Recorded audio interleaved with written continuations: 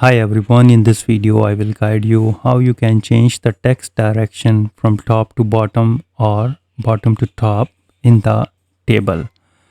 So first you need to click on the insert and insert the table as per your requirement and type the text.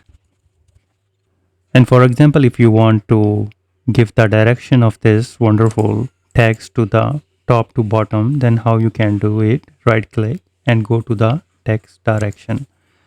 And here you will see that there is the two options available. First is the bottom to top and second is the top to bottom. First select the option of the bottom to top and you will see that in the preview that the direction has been from bottom to top.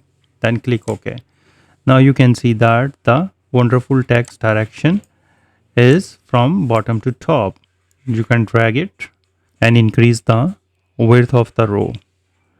So if you want to top to bottom, then again right click and go to the text direction, and here you see this option. You need to click on that. Now you can see that the direction is now from top to bottom. And if you want to align this position to the default, then right click and again go to the text direction and click on this option and click OK. So in this way you can easily set the text direction in MS Word table. So if you think this video is helpful, please support my channel. Thanks for watching.